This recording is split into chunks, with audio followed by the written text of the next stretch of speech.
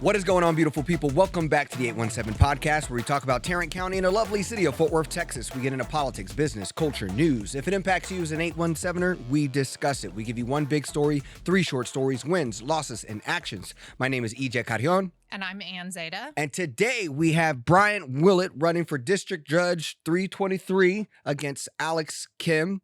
This is an important race that many of us need to know about. But Brian, welcome to the show. Thank you. Thank you for having me, both of you. Well, we always like to kind of just get context of, you have been in the news over the turn of the year.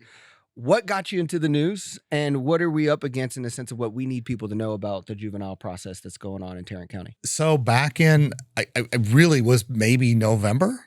I had some friends of mine that talked about it, running against Alex Kim for juvenile court judge. There's been a lot of issues with him. If you look at it, you look him up, you'll be able to see that. Yeah, I'm sure we'll get into it. Google the name. Yeah, I'm sure we'll get into it. So I had a couple of my friends that were really kind of like, you need to run in this particular race.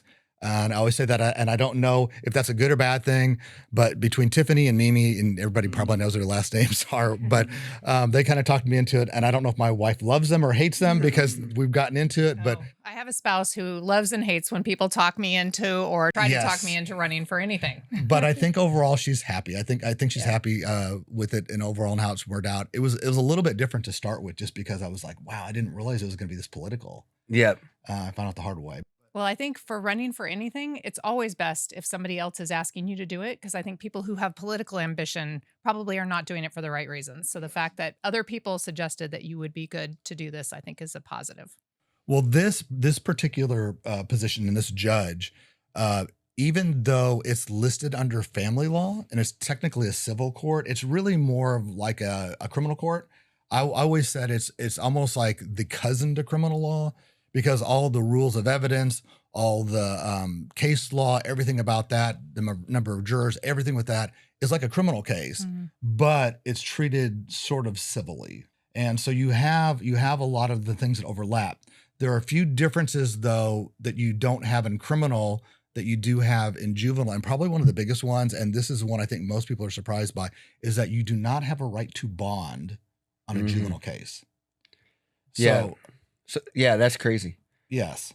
And why that makes a big difference is because that means no matter what happens, a judge can hold a child. And we're talking somebody as young as 10 all the way up to 16 years old indefinitely if they want to. There's 5 reasons they're supposed to be able to do that. I will tell you, they're so broad that you can always find one if you really want to. So kids can spend, months in custody without even being charged. Yeah. So give us your real quick kind of just like story of how you got into this work, and then I would love to kind of get back into this juvenile piece, because this is a big piece of why you're here. Is everyone's been saying you got to get Brian on the podcast, and we got to talk about this corrupt juvenile system in Tarrant County. But start at the beginning though, your passion and purpose for all this. So when I started, I graduated from school in Tennessee, in Memphis. And I came here, and honestly, everybody else was kind of looking for civil firms and everything else. I wanted to do criminal law. I like that.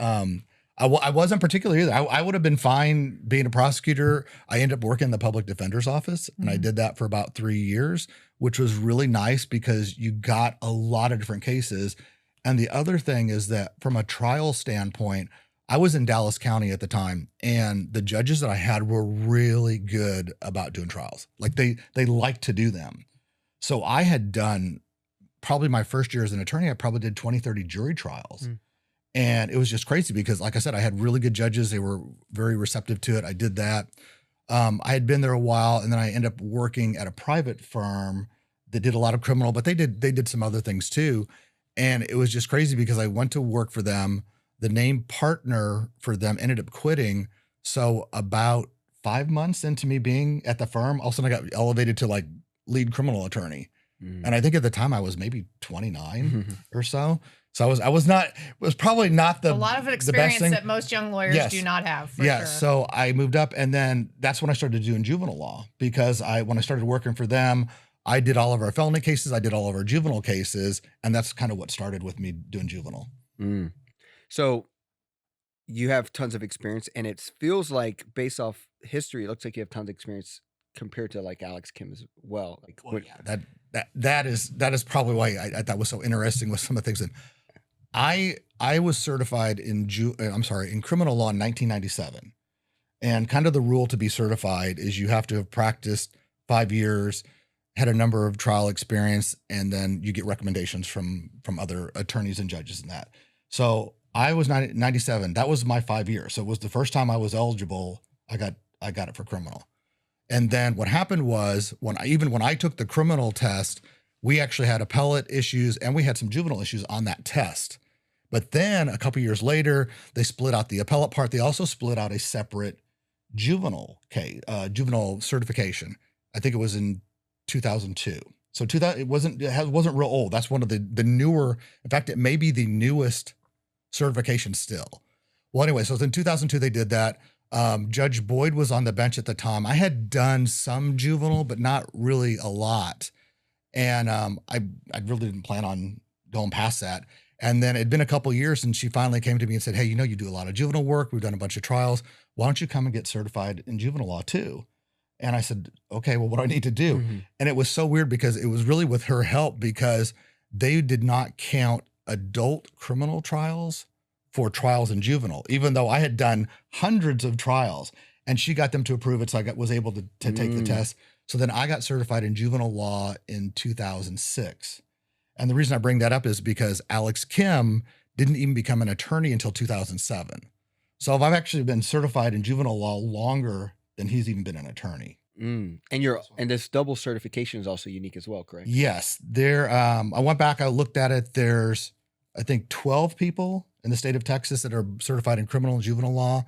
The only other person at least in Dallas-Fort Worth is Laura Peterson. And I always say her name because hey, we're only two. Just in the two of you. DFW. So, I mean, hey, I'll give her props too. And she actually got it before me. So she was the first and I followed her, I guess. I love it. Well, we got to talk about what's really going on. Tarrant County sends the most youth to state prison system. Tarrant County's juvenile system is packed, and it all seems due to Alex Kim and the system that we play in. So tell me what's going on here for people who don't know, and then tell me your kind of goals of how we get through this. And just to give you history. So when I started, and I will say I probably did a lot of juvenile law, maybe starting in 97, 98 is when it really started to pick up for me. And so the part with the juvenile law, when I first started, the judges that were there were Judge Boyd, Judge Minikos, Judge Smith, Judge Brown, all, and by the way, all board certified juvenile law attorneys. So all of them were at one point. We had all the judges. So all the judges were certified. They ended up at that time, I remember looking at the numbers, Tarrant County sent the least amount of kids to TJJD. So that was true up until Alex Kim took over. And then once he ended up winning, he ended up now is where we have the highest percentage of people in general. And we certainly have the highest percentage of minority children, black and brown kids that go there all the time. And I'm not surprised. I will tell you, I just had a case. And you have to understand that some of the cases are pretty serious. Like the one I'm talking about, and this was just last week, I had a case where my kid was with someone when there was a shooting over a drug robbery type case, right? But it is not disputed. My kid was just there. He didn't shoot anyone. He didn't shoot anybody. He took off running when it was done, but he gets arrested with everybody else does. We took him into court and turned him in with his parents. His parents are so supportive. They're there. They're there to help him. They will do anything they need to do. His family always shows up with everything. There's no dispute of fact that he was just there. They don't show anything that he helped them, aided them, did anything in the case besides being there, right? He has now been there for over a month on a case that's not even been filed against him. And the difference is in adult court, he could post a bond and he would be out. But because he's in juvenile, the juvenile court judges can keep him there. So he's now been there a month on a case that, and I hardly ever say this either, I don't think they're going to be able to make that case. Yeah. I mean, it hasn't even been filed yet. It's been a month and haven't filed it yet. And he's just sitting in detention. And he's just sitting in detention. He is on what they call, there's different levels that the kids are on. So he is on 1O, which is the highest level you can be on. He has been on that list since the beginning of when he got there. He has never been off of it. He's never had any infractions whatsoever. but he's still being held there. And is it just up to the judges when these things can be Yes. heard? So there's nothing Well, defense can do for that? well, that's the problem with the juvenile system, is that the good part is you don't have to bond. So at least you don't have to worry about paying money, right? Like they're not going to set you $100,000 bond, Right. have to pay $10,000 to get this kid out. It's totally up to the judges, but that's the bad part. It's totally up to the judges. So they make the decision on whether or not they're going to stay there or not. And the one that they get caught on is there's a provision in there of the 5 that says, we believe you're a danger to yourself or to the public. Okay. And I get that. And that does fit into a lot of it, but mostly that is for children who have had a prior history. My kid has no prior history, has had a lot of serious type offenses. Usually it's going to be aggravated assaults, aggravated robbery cases, murder cases. I understand that. Maybe that is. But in this case, he has none of those. Never been in trouble, turned himself in. Parents are very supportive, never had any infractions there. And to me, that's one of the problems with it is right now. And surprise, surprise, he is a child of color. So, I won't say who it was. I will just say that even talking to the DAs in Tarrant County, that they said, well, they're not surprised because as soon as they found out who it was, they said, yeah, that's kind of typical for him. Yeah. And it's like something that like 70% of these kids who are going to state prison are African American. So it's clearly, yeah, I mean, a systemic thing that's been perpetrated through Tarrant County. What I like to know, you mentioned this 1-0 thing. What are you talking about in that? Because context that some people who really do this work, they're talking about like this point system that also kind of, like if I remember the article that was in the Texas Tribune, there was a lot of talks like these kids who are being stuck here, they're being stuck here for like very small minor infractions that aren't like breaking the law. It's just like house rules almost that they get penalized for, that is ambiguous. So the system, the way they have it, you have 1, 2, and 3. And then of 1, 2, and 3, you'll hear them say it'll be either 1-0 or 1A. The 1 is the highest level. So that's what you want to be on. 1-0 means 1 outstanding. 1A means 1 acceptable. So you have 1, 2, 3, all with O's and A's in them. Typically speaking, if you're at 3s, you can just forget it. You're never getting out of there because that's like the worst. You're like causing a lot of problems with it. But what you're talking about as far as little infractions, they can be infractions like this. I told that child to hurry up and get up and leave, and it took him too long to get up. Or, and this is actually an infraction on there. He was joking around with the staff, so he gets points knocked off for that. So it's not new offenses. Yes, you have things like if you get into a fight, obviously that's a little bit different. But no, these are minor things like they didn't move fast enough, they didn't turn the lights off fast enough. They looked at me wrong sometimes. I mean, so it's just whatever they want it to be. Yeah. And that, like I said, that's part of the problem. It's not even something very serious. I had a kid one time, and this is the same thing. A criminal trespass is very low on the list of priorities of things. So I had a kid who would not get to 1-0 on a criminal trespass case. If you're in an adult court, you spend maybe a day in jail and you're done, right? If you want to get out, you're done. That's it. He spent 49 days in custody in juvenile on a criminal trespass case, which on an adult case, he would have been out, months ago. So what kind of, this kind of stuff though, this out of your wheelhouse of being able to do anything, even if you got elected, like how do you change something as big as that? Actually, that's actually one of the few things I can change. Oh, wow. Because that's huge. Because on the detention portion of it, that is totally up to me as a judge. Now, so what happens is you have associate judges, and technically when you do the detention hearing, they are making a suggestion to the district judge, and then the judge can either follow or deny it. So you can have a little bit of a leeway there if you don't like the associate judge's decision.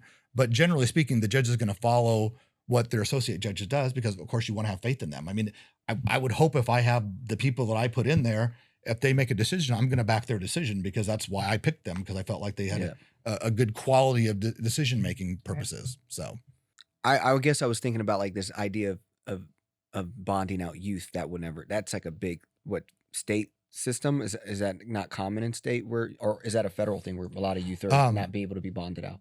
Well, you can't bond out in juvenile, at least in Texas. Okay. I don't know other states how they do that, but at least in Texas, there's no bonds for juvenile cases. And Yeah. so, like So you that's a said, that state can be a change. good thing because it doesn't, you can't Yes. set a high bond that makes it so a child can't get out. But Right. it Yeah. can be a bad thing because it's totally up to the judge whether they get out Well- or whether they even have a hearing about it. And I will tell you, I've had a capital murder case, which, you know, an adult, you're either not getting out or you're going to have A huge bond. We're talking like $1 million bond Yeah. maybe or something. Well, I've had a kid who got out on a capital murder case, Mm.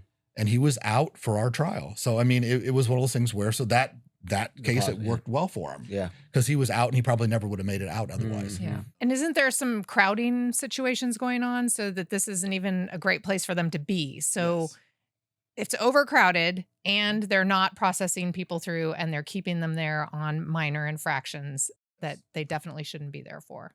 I just feel like from my standpoint, and I understand until you're in with everybody, maybe you see things a little bit different because I'm saying it from a standpoint that I've not been on the inside of that, but I just feel like I've done this long enough to know that in the past, somehow these kids were out and it wasn't a problem. So why is it a problem now? Mhm. I mean, I think there should be more of them that are released. Yeah. Looking at going back to like Alex Kim, he's been in the news. I mean, we've been doing this podcast for 5 years. So I even remember a time when he would make racist comments to a kid around like rap music or very like insulting to parents. What's his attitude towards this to go from one of the least places sending kids to state prison youth system to now becoming the number one county in this space? Like what's his MO?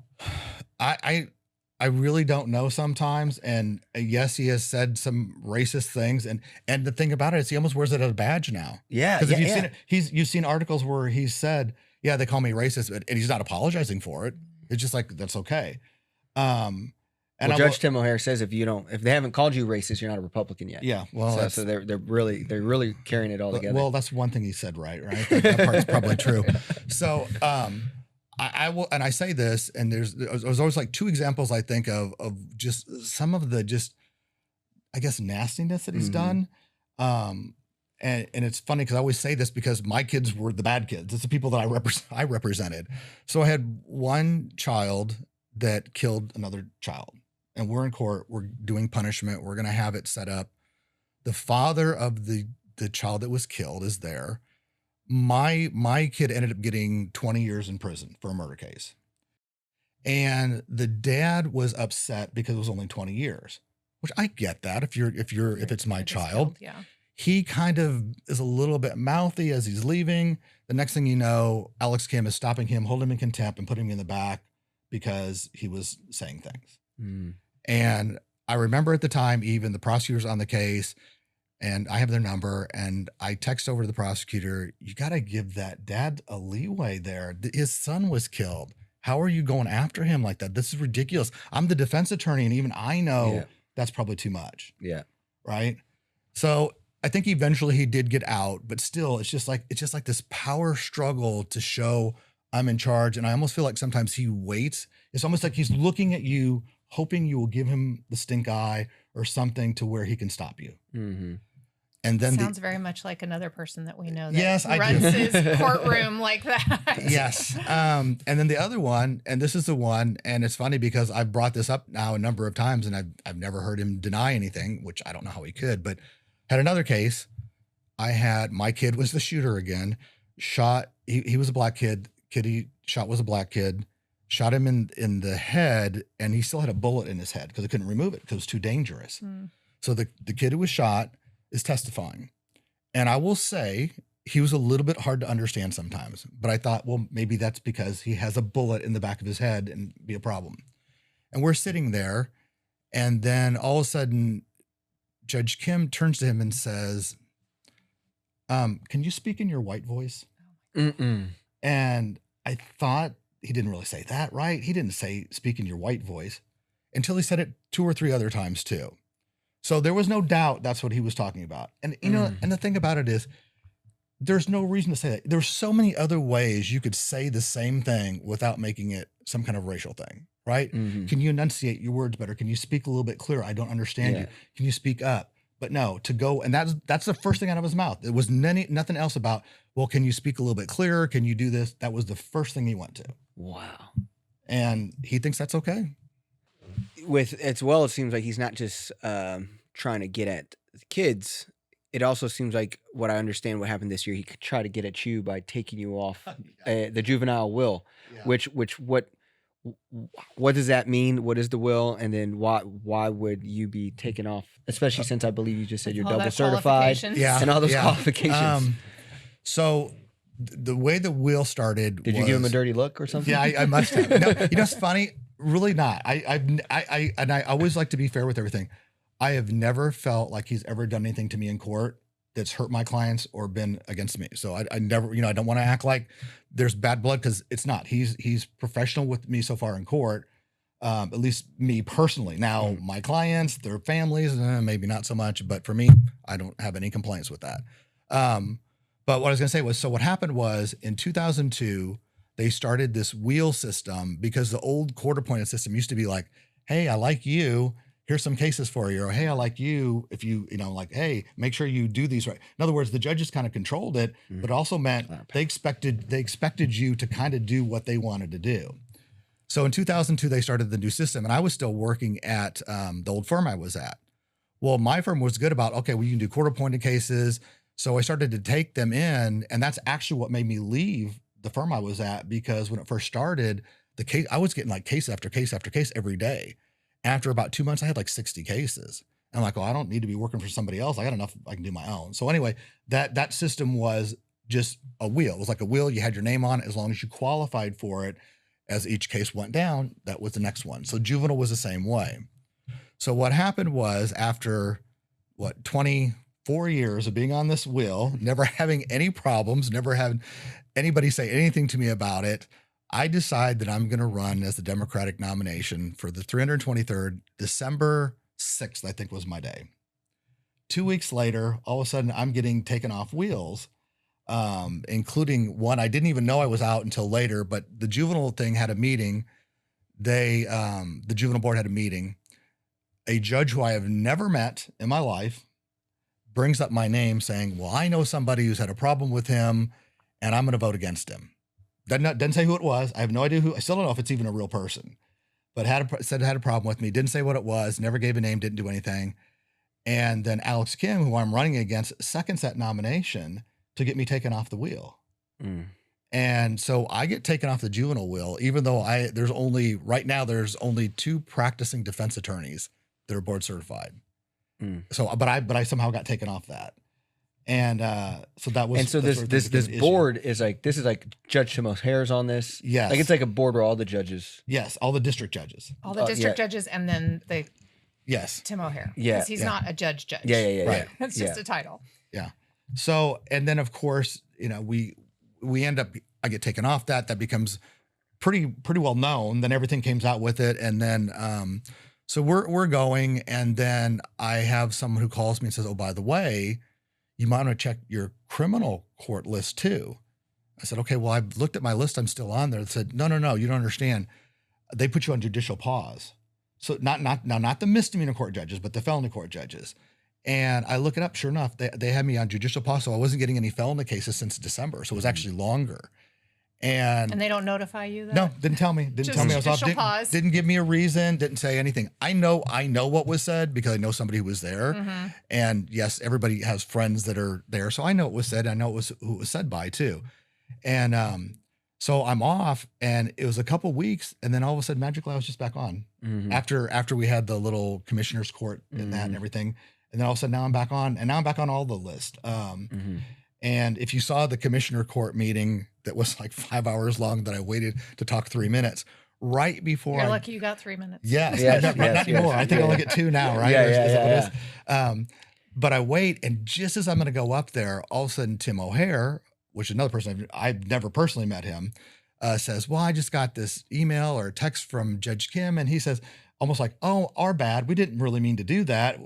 And you're back on the wheel. So have you got anything? So no reason to get up and speak and tell everybody what happened. Yes, I think that's exactly what he wanted. And I said, well, I haven't received anything yet. And so they let us go on. And I think my favorite part, if you watch it all, my favorite part is when Tim O'Hare referred to me as Judge Willett, and he did it like 3 times. I'm like, well, thank you for the foreshadowing. I hope that's exactly what happens here. Because, and even Is when that an endorsement? yeah, it's like, are you endorsing me here off that one? That's pretty nice of you. But then they try to make it sound like, oh, it was just a mistake. We didn't really mean to do that. That's not how the vote worked. Yeah. And the thing is, they're that maniacal. I mean, look at how he worked the TAD board. I mean, they know what they're doing. Like they are that maniacal and trying to build power, grab power every inch that they can get. And yeah, so clearly they were trying to deter you. Well, so we have people that go and listen to them, and Pam, of course. I know we're United Fort Worth. Yes. So Pam had gone to that meeting, and she had actually taped it. So Tim O'Hare gets up and says, I don't know who Brian Willett is. I've never heard of him. I don't know anything about this case. Well, guess what? We had the transcript of it. He knew exactly who I was. He knew exactly what it was about. He knew exactly who I was running against. So that was just a flat out. I mean, it's just a flat out lie. Yeah, they do that often. Yeah, I know. Yeah, I said, it's funny with him. I think it's we want to put the 10 commandments up. We just don't want to follow any of them. Yes. So that's we had Tiffany Burks on the show. Yes. And she talked about the religious undertones that have been implemented into the court, like these new "in God we trust" signs, and just kind of like how has the culture? I mean, it feels like the culture has been bad for a while, but how has now you add in Judge Tim O'Hare over the last 4 years also amplified the, I guess the toxicity of trying to support kids? I don't know. They've added, if you looked at all the courts now, they've all put the signs up there. And I don't know. I just always feel like the whole religious thing, I'm not against it. But I don't have to have it in my face either. And everybody should just be treated equally. That's the point. It's not a religious thing. It's not, it's just the law. Well, and we've probably talked about this as well. I really don't understand why judges run as partisan races. In a way, I mean, and I know maybe other people won't like that, but to me, it's like, as a judge, you're calling balls and strikes. You're supposed to be fair, follow the law, and have a just sentence. That's what you do. And last time I checked, that doesn't make a difference if you're a Democrat or Republican. You should be doing those regardless. Yeah. It's kind of, that makes sense. It's kind of like having an umpire that's on the other team. Right. Yeah. That makes a lot of sense. Well, I want to spend some time talking about how important this race is. I mean, there's people like United Fort Worth, Community Frontline. I mean, people who sit in this work, and they talk about how taking Alex Kim might even be more important than taking out Judge Tim O'Hare. So like a lot of people talk about this seat that way. So clearly there's a lot of power that happens with the judge. Can you just talk about the power? Like, I think they can appoint people. They can, like, what's all the influence that you will have if we can get you elected? Well, I will say this, it's kind of a two-headed monster, because Tim O'Hare still has a lot of control over, even if I won, things that he can do to me or against me or whatever. So it's not just that. So it really needs. And I also heard the DA is too. So it's like the three-headed monster. Yes, it is. It is really the three of them. Now, I will say, from the DAs that I personally work with, I've never had any problems with them. They're very good. They're very professional. I mean, all of them down there. And I'm not getting off tangent here a little bit, but juvenile law is a very tight-knit group of people. There's not a lot that are there. You probably have 10 to 12 attorneys that do maybe 80% of the juvenile work, and the prosecutors same way. So they do work with you. So I always want to make sure I always give them their kudos, because they are really good and easy to work with. Yeah. But from what you're talking about is, so the district judge has the ability to appoint 2 or ask to appoint 2 associate judges. And I say that because it's not that you get them. Like, I can't just say, I want this person, I want this person. It's got to be approved. So goes back to the same that thing. same committee that approves the people on the wheel. So they can kind of mess with you a little bit. Yeah. So when I first started, there was actually 3 associate judges, and the juvenile court did the CPS cases. And then once he got into office, I'm talking about Alex Kim, they took one of those judges away, because honestly, at the time, I think the judges were still sitting, did not like him. And they did not want him doing those cases. And that's why it was taken away. So now they're down to 2. So the 2 judges do all the other cases. They can't do certain type of cases. They can't do certification cases. They can't do contested determined sentence cases. But they can do the other ones. And they really do. The judges do a lot of pleas and a lot of the daily stuff that you do. So that's why it's important. Mm-hmm. I know from my standpoint, if I am the judge, my position has been I'm going to get the best people that are there, right? Yep. He picked his friends, is what he did, and there's no doubt about it. He even picked a judge that later on was found out he had a protective order where he wasn't supposed to be around kids. And this is who he picked. This is the kind of people that he thought were, if they were his sycophants, then he would like them. I will say the judges there now are maybe not quite that bad. But yes, he certainly did not go by who he thought was most qualified, with one exception. He did take Riley Shaw, very good qualified, who is now the director of the probation department, who is really, really good. And he was certified in juvenile law too. Yeah. So that's why it's so important. Well, it sounds to me like you are running for all of the right reasons. As I pointed out before, when other people recommend that you do something and it's not some power that you're seeking out, and then the processes that you believe need to be more transparent and upfront so that everybody knows why decisions are being made. Is there anything that we've missed, or EJ, did you have anything else? I mean, I think I would love like a true, honest assessment of like your clients, in the sense of like, for so many people who read about Black kids from a newspaper or their stereotypical bubble in Fort Worth, and you being able to sit with some of the kids who've dealt with the most hardest stuff. And we're talking about kids under 17, because in Texas, 17, you are an adult. So these are children. And I would just love like, the hope or this like the triumph, the resilience. I just love to kind of get context, like just kind of more of your clients and just how can we understand their stories better. Well, I will say this. The one thing that we didn't kind of talk about is they trying to cut a lot of the programs. Yes. A lot of the programs, and which is ridiculous because they're talking about, I thought I saw the number was 70% of the programs they were trying to cut. And it's funny how they cut the programs, but then the numbers start going up. Well, I wonder why they went up, because they cut the programs. From the standpoint and these are like YAP, right? Yes. Like, and programs of support for kids that are going through this. And I basically understand that Judge Tim O'Hare's reason for cutting it was that woke ideology. Yes, exactly. Yeah, so that's exactly what it was. At least that's what his words were. From the kids, and I will say this, and I know people sometimes, and I'm sure you'll see it too, money is probably more of a factor than race. People don't like to hear that, but the reason that you see so many kids is that if you have enough money, you can kind of correct things before it ever gets to court. And the prime example, and I don't know if you remember the was it Ethan Crouch or the kid, the affluenza case? Yes, the affluenza case, which is just crazy. And Judge Boyd was in office. Yes, Judge Boyd was there. Well, the reason that I think that worked out in his favor was because his parents had enough money to get him into programs and do things before it even kind of started. And truly, the purpose of juvenile justice system is for rehabilitation. It is not punishment. That's for the adult system. So I remember this story because Judge Boyd was the one, and of course they weren't real happy with her for doing that, but she wasn't even going to run again. She was done running. Judge Minikos was going to run, and I felt bad for him because he's another really good judge. But I still remember he came to me and goes, "Will you go speak about this somewhere?" Because it was at during an election cycle, and I said, "Sure, I will." And so I spoke at it about it, and I said, if I was the defense attorney, I've been trying to do the same thing. That's my job. But it was more of a money thing, because if you don't have the money to be able to pay for these things, then of course what you're going to end up with is the worst part of things. Yeah. And I think that's as much of a reason as anything, because the kids in juvenile, and even more than adult, if you ever go and look at the list of kids that are detained, you may have 20 kids on this list, and 18 of them will be court appointed.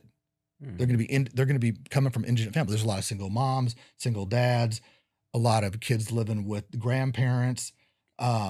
It's just a different thing. And they are young. And I say this as a guy, boys do stupid things. Yeah. They tend to be more stupid things. Their brain doesn't develop in anything. And that's the other thing too, is, and I always said this. So my background is I have a science degree, right? I have a science degree. I have a biology degree from the University of Iowa. I was a teaching assistant at Iowa. I was going to be a science teacher, so I actually believe in science. Yeah. So I do know there's difference, and there's difference in the boys. There's different in how they act. There's different things they do, and you have to take that in consideration. I also feel like kids that I've had in juvenile system, if they haven't been sent to TJJD, I don't see them come back. Right? It usually helps them, and they learn from it when they get older. It's just they, and not all the people are boys, but probably 90% of all the kids that come through juvenile are going to be boys, and they do stupid things. And probably the worst thing I would say, and I'm not trying to blame social media, but the social media and the gun culture thing that's probably the biggest issue, is because the kids just love the guns and stuff like that. And it just gets so many kids. Well, Texas is too as a whole. Yeah, well, yeah, I agree. It's funny you say that, because I joke. I'm like, I'm not a gun person at all, but I own 3 of them. Because here it is. It's just through the years of getting that. Yeah. And I had never even fired a gun until I was like 50 years old. Yeah. Growing up, I grew up in Iowa and Illinois, and we didn't have guns in our house, and it wasn't that big a deal. But I lived in a farming community, so everybody was deer hunters, and they did all those things. So it wasn't that guns were not there, but heck, my high school, if you walked out to the parking lot, it was full in the back of the truck. Exactly. That's exactly what you had. You had the deer rifle or shotgun or something in the back of the truck, and nobody thought twice about that. Yeah. So times have changed. Yeah. Well, we got to think twice about who's on the ballot, and we got to know that we got to vote for Brian Willett for this position, which is 323rd, correct? That's right. These all these numbers, for a guy who's learning all the district stuff. And appreciate you for coming on to the pod. Thank you for having me, both of you. Thank you. Any ways people can connect or be a part of your team or donate? Yeah, if you just, I think my campaign manager is not here today, but yes, I think I have things on both Instagram and TikTok, and then of course we have our website too, Brian Willett.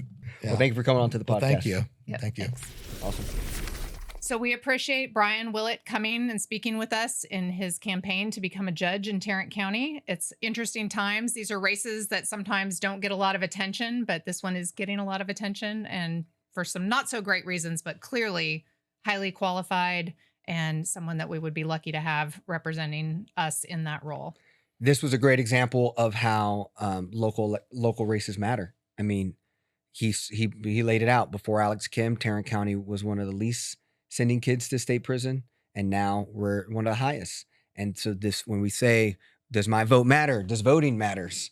It may not matter to you in our comfort and our privilege, but the people who fall between the inches and in those cracks are, dramatically needing a future where we can say Judge Willett, is thinking about them in a better scenario because he understands the context and has the experience. And the consequences, having been in those roles that he's been as an attorney for all of these years. Yeah.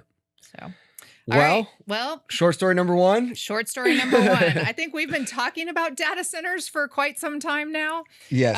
But and there's it's going to get more. Confluence of things coming before people and people kind of getting it totally takes me back to the gas drilling situation with people worried about the environment, becoming aware of things that were being incentivized, and or the state coming in and saying you can't regulate these things above and beyond what we say. Well, the data center thing that's happening right here in Fort Worth is going to be the thing that brings everybody together. I'm a believer that potentially, if the March 31st one for the Veal Ranch wasn't an economic development incentive request, if that one wasn't at 11 a.m. and it was at 6 p.m., I think there would be more people there than DEI. Now, let's be clear. I think we could have over 100 people there still that Tuesday. And to go out to Bedford and to be out there and to see the organizing of the church communities, of these home associations, and they are mad and they are pissed. Now, it's funny how they direct their madness about, home values, noise, congestion, and those things. But the regular NIMBY stuff. Yeah. But when you add them plus the energy that you're seeing with the Forest Hill and the Southeast data center stuff, where environmental racism has been going on for decades. Yeah, and so when you add those two together, now agreeing on this one issue, this is going to be a crucial issue to how we get to a new Fort Worth. Yeah. Because clearly what we're here to talk about isn't actually the data centers really themselves. What we're here to talk about is that Fort Worth City Council members have taken tens of thousands of dollars from data center developers. There's been a total of $46,000 to 8 city council members, which includes also the mayor is involved in this as well. $12,000 to Mayor Maddie Parker, $4,500, sorry, to Carlos Flores, $2,000 to Michael Crane, $2,000 to Charles Lauersdorf, $2,000 to Macy Hill, $5,000 to Chris Nettles, and $5,000 to Chris Nettles again. So that's a total of $10,000. It's important to know Chris Nettles, the Black Mountain data center would be in his district, and the person given this money is the CEO, Rhett Bennett of Black Mountain. Then you also have $2,000 to Elizabeth Beck, $2,000 to Alan Blaylock, $2,000 to Jeanette Martinez. Based off of this article, everyone's playing that they had no idea who sent it, they're unaware of this money, and that it did not impact any votes, because this roughly was given at the time when the votes were happening to start collecting those acres. Is that how you read it as well? Yeah, on the Black Mountain one. Yeah. Definitely. And then the 2 council members who are not on this list at all are District 6 and District 5. So Deborah Peoples and Mia Hall did not receive anything in this. So I'm not sure what the reasoning behind that is. I mean, his reasoning for why he contributes, he says it has nothing to do with his business. It's just supporting good government, people who are doing a good job, which, you know, having been in a seat where people donated and gave that reason every year to support incumbents, that is a common refrain, I would say. I see, again, this isn't a ton of money, but in hindsight, when you look at it, $2,000, and if you make $24,000 as a city council member, it's an 8% raise. So to say that, and if you look at these people's finance reports, none of these people have more than, you know, outside of the Republicans. But if you look at the Democrats, none of them have more than tens of thousands of dollars in their bank, you know, $50,000 in the bank. So if someone gives you $2,000, you know, and you also are like, if you're a smart politician, like, who did that and do they have more money? And who is the people you're going to call? You're going to call for their support. So for all of them acting like they don't know anything is one, like, how stupid do you think we are as residents to just like play dumb about this?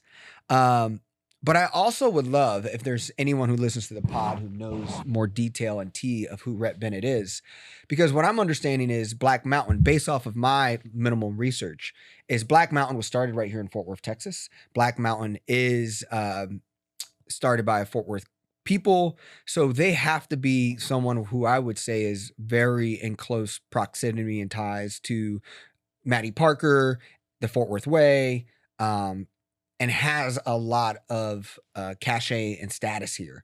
And them being a Fort Worth, because Fort Worth doesn't have a lot of homegrown companies, so to have something like Black Mountain that's the size that it is, and he's young. I mean, he's not that old, you know, so I'm also thinking there's a deep relationship that can be between, I'm even thinking, who's our Craig Goldman, like someone, I need to know more about the relationship Rhett has in the sense of the rest of Fort Worth, because I bet it's a lot closer. Well, and you were saying it's not a lot of money in this case, but he did donate $500,000 to Greg Abbott. So that's a lot of money. Which is, and you know, if you're someone who's thinking that these data centers are out to be good for our community, yeah, he just gave $500,000 to a guy who thinks climate change is a hoax and cracks down on cities when they try to do things locally that he decides is not in the best interests of the state as a whole. But I mean, this is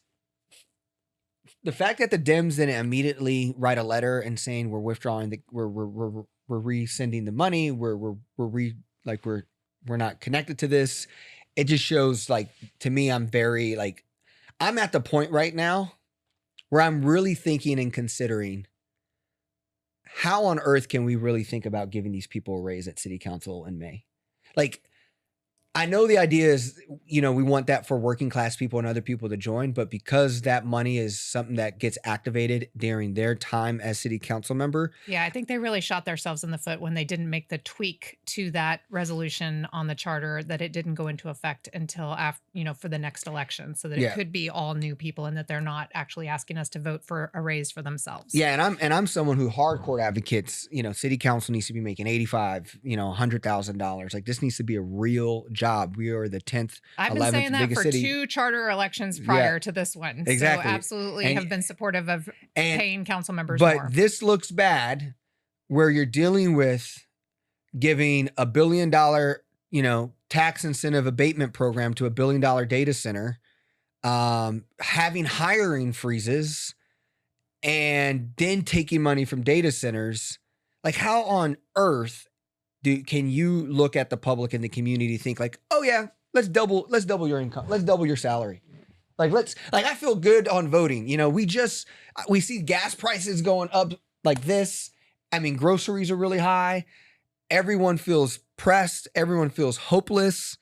And then while you're the city leaders, you're welcoming data centers in our backyard. You're taking data center money, and then the city's on a hiring freeze. So the services that we can even actually benefit from aren't even there. So why would we give you $1 billion bond to approve to put the city in $1 billion of debt when you keep giving tax incentives to $1 trillion companies? And the companies that are actually paying other communities to come into them. Yes. So we're incentivizing when other communities are saying, no, not unless you come with infrastructure that is going to be beneficial to our community.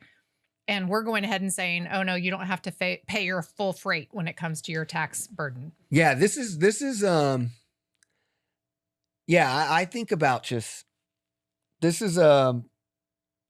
just shows you the Fort Worth way is everywhere. And it's time to like really grassroots, really consider which one of these city council members really care about this city in the lens of seeing the transformation. And if it's none of them or some of them, it's just the fact that the Democrats are on that list too. And, you're about to live in a potential blue wave in Tarrant County. And this is the mediocrity that we can't have. Because if you look at it in 2006, when Dallas turned into the blue wave, and once they went blue, they never went back. But what happened then is it was still very establishment Dem. It was still very mediocre business moderate Democrat policies. But today in Fort Worth, we have the opportunity that when we go blue right. We become progressive. We use progressive values because we're going to go blue in a time post George Floyd defund the police, post climate change advocacy being at a national scale, post genocide and pro-Palestine narratives, and anti-APAC. So the fact that we're at a point, where socialism is more common for younger people, LGBTQ rights are more transformative than today. Fort Worth going blue has the potential to skip that like mediocre Democrat energy that consumed the other big blue cities in Texas. And what I'm seeing right now is just these are established Democrats that are not understanding the transformation they need to come if they expect us to support or the community to support or people to be like, oh yeah, you're the blue leaders that could get us to the new Fort Worth we need to get to. Policies for the people that we keep talking about. So this is, I know this was supposed to be about data centers, but this is really about like, can we really trust any of these people? And why on earth would we give this leadership any more money? Yeah, the timing has just been crazy. There's 3 articles that will be posted in the show notes that you can read the details of. But the fact that this got brought up months ago, and some of these council members were asking staff to come back with an explanation of what the environmental impact is on the possibility of these data centers happening in our community. And then also their response to that was, oh, we're talking to EPCOT or ERCOT. We're talking to ERCOT about it. We're getting with our water department about it. To come forward with an economic development incentive that basically said they will promise to use best practices when it comes to cooling and water use. And that means nothing. Just saying they promise to use best practices does not nail them down to anything where these things can be clawed back. And I don't even think they should be doing the incentives in the first place. Yeah. They should be paying us. It's on such a smaller scale, but when I was on council and people were coming and wanting to dump dockless bikes in our city, And we were saying, if you need pay to have infrastructure in place so that those bikes can be used in our community in a way that is beneficial and safe, fine, but don't just dump something in our city that we all know is going to cause a problem that then the city is going to have to take care of. Yeah. So this is clearly something that is going to cause problems that then the city will be on the hook for unless we put things in place that make that not the case. Yeah, that's well said. Well, moving to short story number 2, we're going to talk about César Chávez and being removed across Fort Worth following the sex abuse allegations. It's important to know César Chávez Day events canceled across the U.S. after the sexual abuse report that came out in the New York Times. The Tarrant County César Chávez organization also has renamed itself. And it's important to know that the No Kings rally that's usually facilitated and organized by the Indivisible groups is in partnership with the César Chávez, the former. What's their new name? It's Si Se Puede, Tarrant County. Right. Something An like that. organization led primarily by women. Yeah. So this upcoming No Kings rally on March 28th is about standing up against ICE. We see the crazy things happening in Dilley, across the state of Texas. Actually, I believe we have the potential to have a guest on the 29th that could potentially be ICE out of Tarrant, who's going to talk about what's going on across those. So that will be good. But also you saw Carlos Flores remove the honorary street signs with César Chávez name on them in Fort Worth. Yeah. This was, again, as someone who probably, because César Chávez really is the Mexican history of the Latino culture of the movement. Me growing up as a Puerto Rican, he wasn't necessarily the thing my parents talked about when they talked about the movement. Yeah, I mean, everybody is incredibly disappointed for this to happen, for him to blow up, for him to have had these actions that blew up his legacy. In Fort Worth, we obviously made it very clear that this was an honor for both César Chávez and Dolores Huerta. Yeah. In all of the sign toppers. So yeah, it's unfortunate, but I don't think it blows up all of the work. As we said, the organization led by California, mainly women here. California's changing it to farmers. What's the United Farm Workers Day? Yeah. So you're seeing people but here make in those Tarrant pivots. County, the first thing that our judge said is we should get rid of it completely and change it to Veterans Day, which has nothing to do with the work. That's the two things is, number one, see what Latinos do when we hold our leaders accountable. Absolutely. Look at how fast Latinos move when we see something that's wrong. We move and we hold them accountable.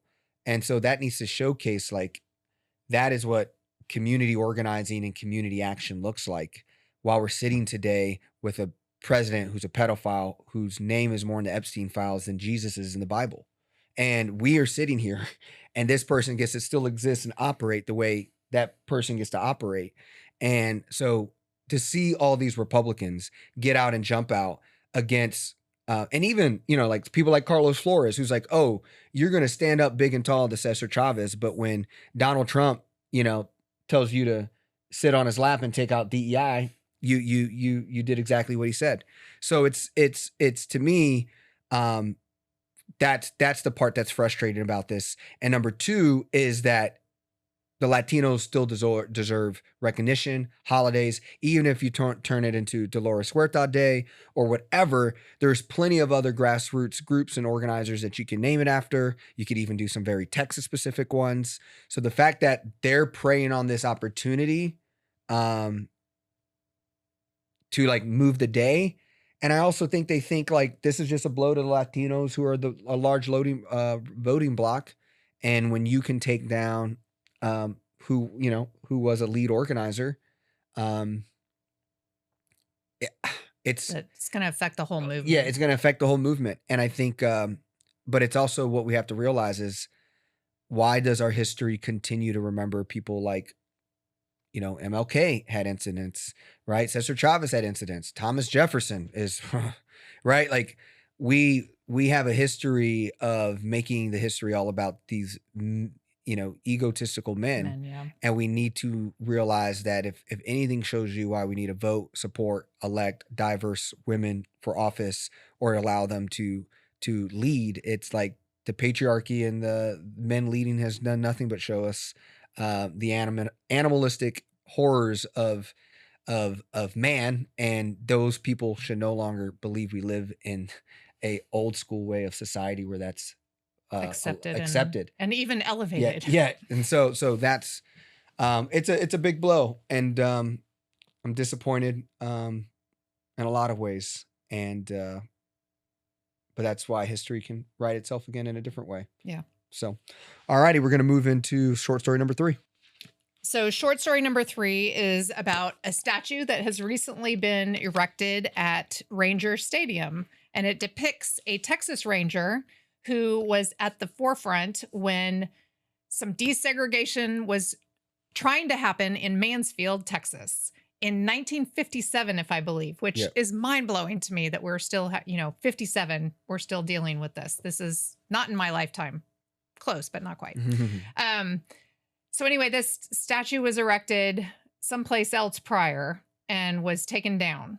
And then it was gifted apparently to the Rangers, and they put it up in their ballpark. Yep. And it is, the artist has even said that the model for this statue was a Texas Ranger who was at Mansfield High School when Black students were trying to enroll, Black baseball players, actually, one of them, to try to enroll to go to school there. And there were Black Yep. representations hung in effigy over the Like school. dummies. Yeah. Yeah. Like, And yeah. there's photographs, black and white photographs of this Texas Ranger leaning against a tree in front of the school, there to protect the white students Yeah. from, this 'Cause desegregation attempt. I mean, this is how white people were, their protest was protesting Black kids go to their school. And so they pit Black dummies up hanging on a tree, and the guard is protecting the white people so they can do this. I want us to think that really quickly. Imagine no kings having Judge Tim O'Hare hanging from a tree. You know how bad that would be? That was inappropriate. Yes. Even as someone who doesn't like Judge Tim O'Hare. But like, they were allowed to have a rally. And to be clear, this statue is called One Riot, One Ranger. One Riot, One Ranger. And I never been a baseball person, and I never been a Texas Ranger person. I mean, I believe they were the only MLB team that didn't celebrate Pride Month either, or have a game to celebrate Pride out of all baseball teams. Yeah. So this place has been a cesspool of the American pastime propaganda. And so it makes sense that they have no class to this. The crazy part is, shout out to Bradford William Davis. I was just about to say the same thing. Who has a new article, a new website. He has his own website called the Eye Black, which is the eye black on, football players or baseball players pit under their eyes, but it's readeyeblack.com. But he started this after he left the Star Telegram, and it's a mixture of talking about sports with political nuance. So using sports and how sports is a part of the political narrative. So it's great to see that one of his stories brought him back to Tarrant County, and he actually got to talk to one of the students who was one of the last survivors who are alive, who was a part of that Mansfield experience, which, when George Floyd happened, was invited by the Texas Rangers to throw the first pitch. Yep. And said that was like the honor of his life. And to 5 years later, they're honoring the person who stopped him from enrolling in school. Holy balonies. Like, that is, and so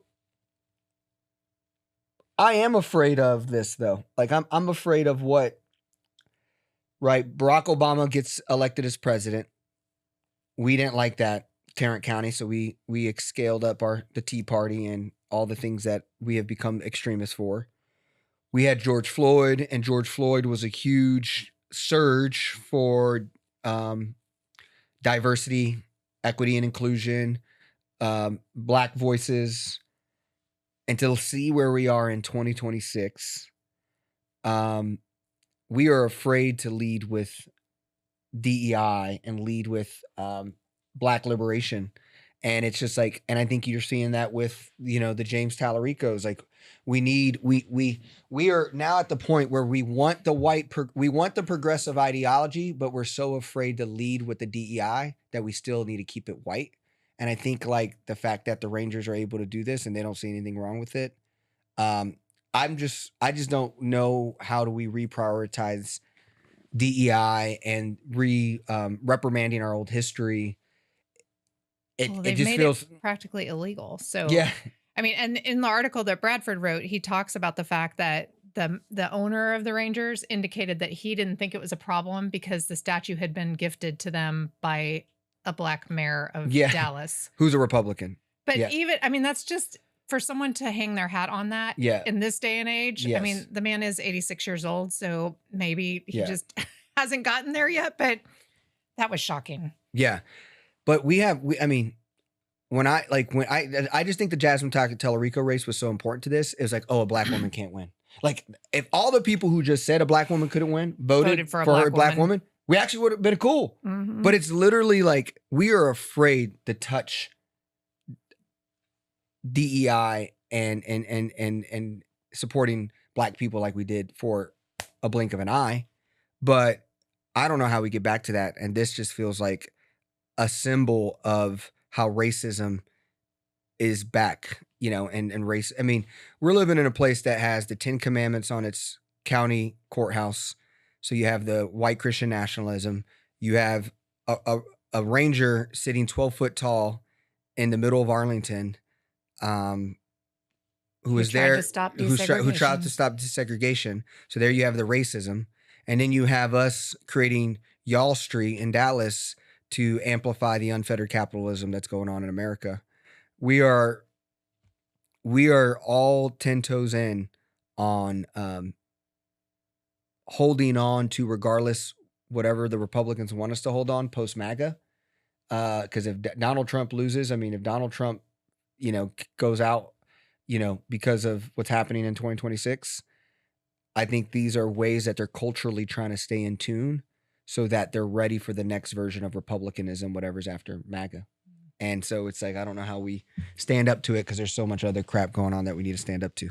Well, it's almost as if most of our stories have been losses, but we are now ready to move on to our wins and losses. And starting off with our wins, yesterday was incredible. I am exhausted, but yesterday was incredible. Oh, yes, it was. FWAAMFest happened. The Fort Worth African American Roots Festival. It's 6th annual event. And I'm like, I don't know if these can get better, but this one was so good. I bought like 4 records and I've been listening to them. And I'm just like, it was just a great movement. The thing that I really love this time is not this time, but like the education section that happens in the Rose Chapel. Going back and forth between the chapel. They had 2 movement history lessons.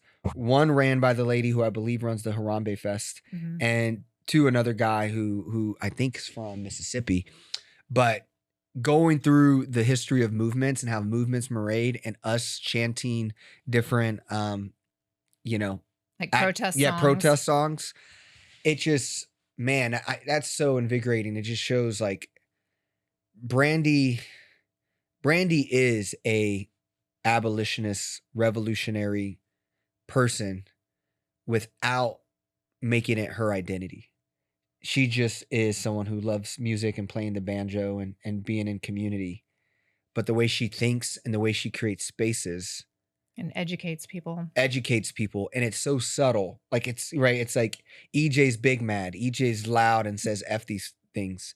Hers is sustainable. It's just beautiful. And I just hope we have this and we continue to have this forever. Cause I mean, even just, because I'm on the board, I got to also kind of spend some time with a lot of the artists, and the artists, like, man, there's nothing like this in the country. And they're going to be part of the Smithsonian next year. Yes. And there was a representative from the Smithsonian there at the festival yesterday talking about how they include several festivals across the entire country in their repertoire, and that FWAAMFest will be kicking that off because it's like the first one next year. So it's going to get elevated even more. And, people are missing out here in Fort Worth. I'm amazed every time I go at who is there, but I'm also amazed at who is not there. And we really need to raise this up. I mean, we talked about the festival when Brandy was on the show, and the fact that There was an article saying that Fort Worth needed a music festival, and clearly we already have one. And it's so enjoyable the way they do it too, because Yeah. of having the education things also mixed in with performances Yeah. in the chapel, and then the big stage where performers perform. And so you can see them in that intimate space of the small place where they're sharing their journey, how they came to learn the things that they learned, and how Yeah. they went into the performing this type of music. And then they get on the big stage and perform, in a way that's like a regular festival. Yeah. It's amazing. Yeah. I mean, just the simple ways of, and again, I may be like, I'm always one of those people who I learn something like, holy shit, I need to tell everyone what I just learned. And then half the time people are like, you didn't know that? So but like one of the things I learned was how Black radio stations actually played certain songs to prepare for people to protest. Mhm. Like it was signaling times and actions, and MLK had a playlist. So like Sam Cooke, A Change Gonna Come, Nina Simone, Mississippi Goddamn. Like these were songs that were played at certain times on the radio to indicate it's time to come together. come together. I mean, right? It's pre-text message, pre-social media. So how do you alert Get that word out. without, obviously, living in the Mississippi Endangering Delta. Yeah. yourselves. And so it's just fascinating stuff like that. And I think about just the history that was provided so that civil rights leaders can know what to do. And I just think about how so much of Fort Worth's grassroots organizing, it's like people come, they get burned out, and then the new people come, but there was nothing left to like build upon or like what I wish I would have known or done. So it almost just makes me think about like how can we as the gather, and how like to start like learning from the past and like start building history and start building resources with Structure. and I'm sure it's out there. Like I'm sure it's already out there somewhere. I just got to figure out where and who to talk to. But yeah, it was an incredible experience, and it's continuing to be one of my favorite days. I become a better person in ways that I can't do anywhere else but the FWAAMFest. Yeah. So It was really emotional too. I found myself getting emotional Mhm. multiple times just Mhm. in stories that were shared and the beauty of the music just overall. Cool. Well, you want to do the next one clearly? Well, of course. So the Trinity Railway Express is getting $43.5 million for a double tracking process a project that will allow them to have a higher frequency and better service. So whenever any kind of funding comes together to improve rail transit in our community, I think that is definitely a win, but Mhm, we don't have to mhm. spend a whole lot of time on that. The next one is a highway construction project, which Wesley was asking, Ann, is this a good thing? But it's a 3-year, $142 million highway construction project. Look at the difference between that, though. $43 million for the railway express improvements and $142 million to Yeah. fix a bridge Yes. and some adjacent stuff. So is it a good thing? Yes, of course. We don't want aging infrastructure to become dangerous. So it's good to make those improvements. And it goes beyond just building a bridge. But when people get all worked up about subsidizing transit, they need to keep in mind that we subsidize the crap out of highways across Which our is- entire country. Leading indicator of youth death is Oh, yeah. car crashes. People are definitely dying on our roads. Yeah. Anyway, so I think that is a good thing that we're fixing aging infrastructure. Some funding has come through from the Regional Transportation Council because the plans for Heritage Park and Paddock Park are surrounded by roads. And so there are some transportation elements, including a pedestrian bridge, that will make that whole area more accessible and beautiful and safe. So that's a good win as well. The next one here we have is La Concordia was released from ICE Monday after A year. being in ICE detention center.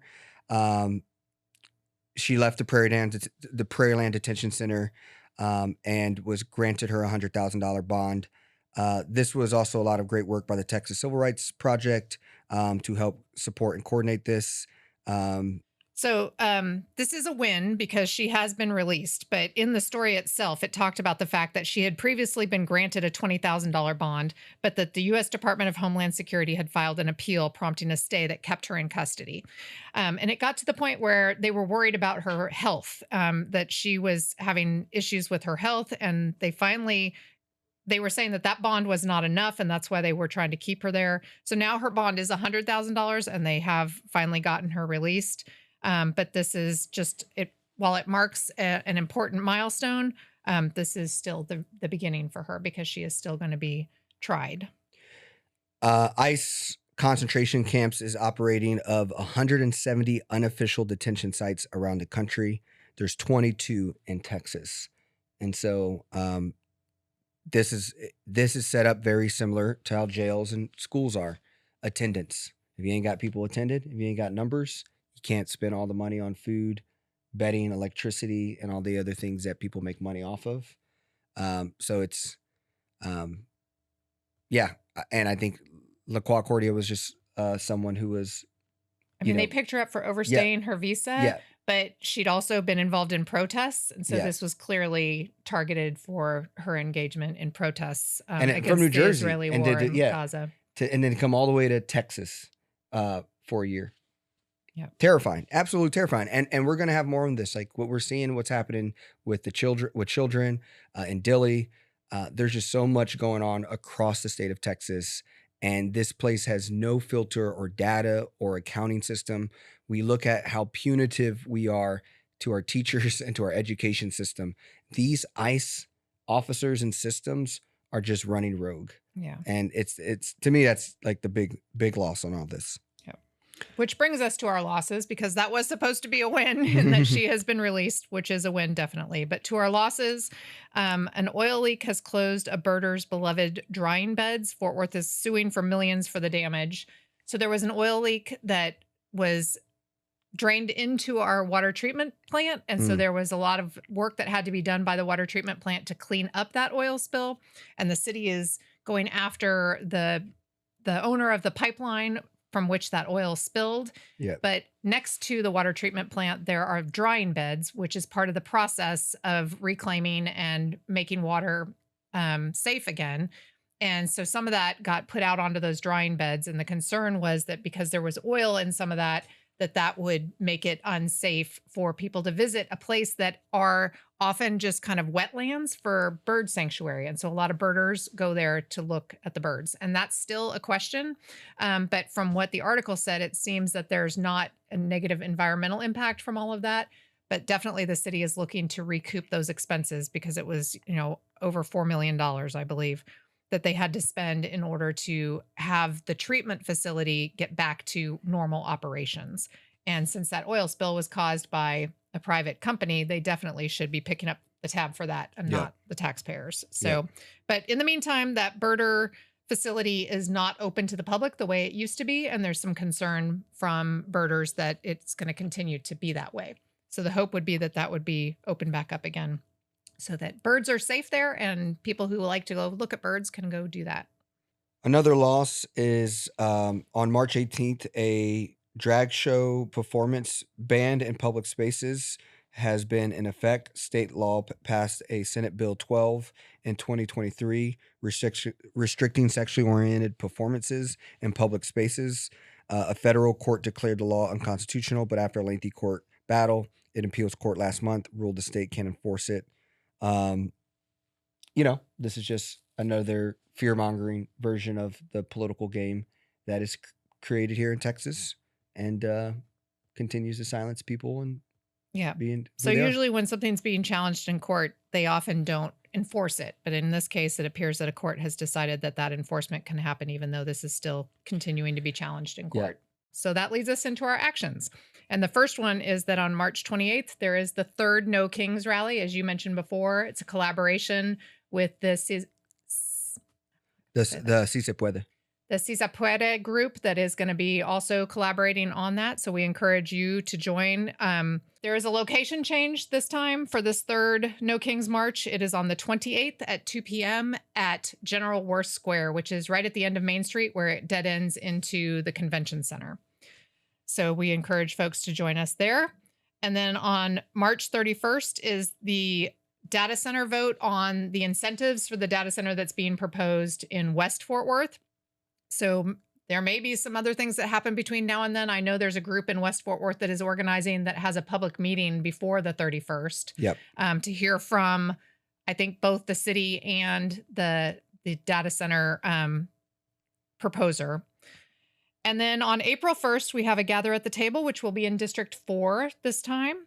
And on May 2nd is the election for the bond and charter election. And I think that you will probably have heard the signal that there is more to come on that, because while in the past we have very much been in favor of supporting raises for city council members, and many of the bond propositions, we've shown up at meetings where we have spoken in favor of the affordable housing bond and the funding for the arts and all of those kinds of things. We very much want to hold our elected officials accountable on these items and make sure that people are well informed about what these charter changes and bond proposals mean for the community as a whole. Yep. I do want to make sure to add in another one. We have our April 12th is when we're going to do the gather in April. April 12th at 3 p.m. So that's the 817 gather, not Yes. the gather at the table. Yes. But we're moving the gather that normally happens on the third Wednesday we're moving the gather that normally happens on the third Sunday of the month to the second Sunday. Yes. And in it's April. April 12th, 3 p.m. The 817 gather is where people who listen to the podcast, who follow the Instagram, who organizes across this country, across this county, to get together one Sunday a month to talk about, what's to come. The last few gathers has been much more community building, but we have a ton of actions that we skipped on the last meeting due to just different conversations that we had at the last gather.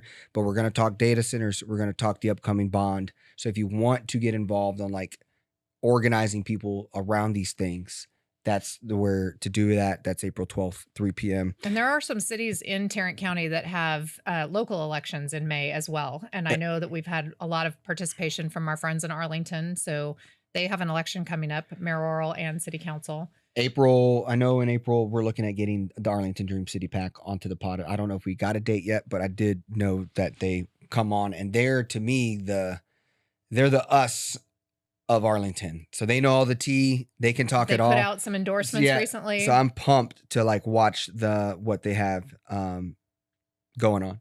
So the other thing that I want to make sure to do is there is the third celebration of Cultura y Bandera, which is for a Puerto Rican kind of celebration here. And, it's celebrating the culture, the flag, and it's March 28th, 2026 from 12 to 6 p.m. There's going to be vendors. There's going to be music. There's going to be a lot of good time. And that is the 2412 West Dixon Street, Fort Worth, Texas.